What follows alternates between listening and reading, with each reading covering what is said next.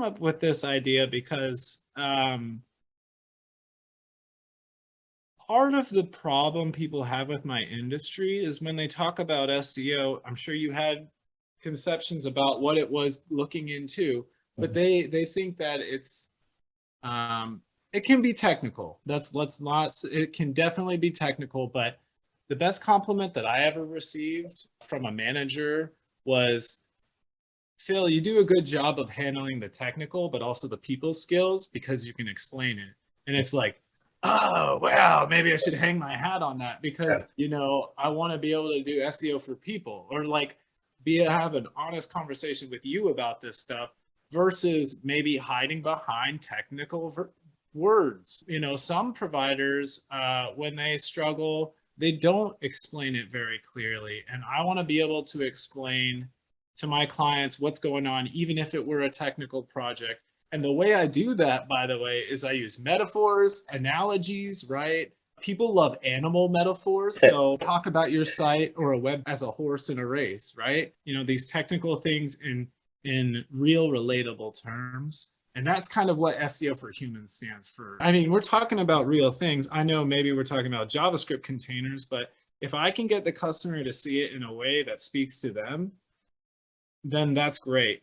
And one example just came to mind, right? So I have a client and I was talking about project management, and he does emergency support services for FEMA and fire rescue. And, let's say a tornado blows through your house or through your town, God forbid, right? But his company is there creating emergency support services to help that town or that city. And I was saying, hey, our project is kind of like an emergency response camp. Yeah. So I was trying to demonstrate, these technical abstract things as things that my client relates to. And that's just one example of like SEO for Humans. Yeah. But I also demonstrated, the demonstratable need. Like I realized that there was a need for somebody to kind of like wade into the conversation and really just kind of like connect with the business owners on a real way. I think some of the providers who are afraid to step out into the limelight, it's just easier to be behind the keyboard. But the other thing is I'm fully committed to this path, and I don't care if someone thinks I'm a bonehead or a bozo. For me, throwing an analogy that doesn't connect, because at the end of the day, I just don't care.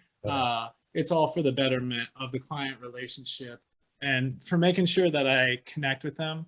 But also, as I was thinking about it, I've always kind of done that in a way. But when I worked at Apple in the retail world, we were selling iPhones. For me, though, when I was with those type of customers, sometimes those customers were non-technical. And like, especially with older generation people, like it's a bigger adjustment for them. So you have to use analogies and metaphors, and like, I would come back to the FM and AM radio, like rabbit ears that they're familiar with, right? And then you kind of like use that analogy as it pertains to your iPhone, and all of a sudden it clicks with them. So I saw that happen real time, and it's like, oh, well, I can explain technical stuff in a way that connects with this person.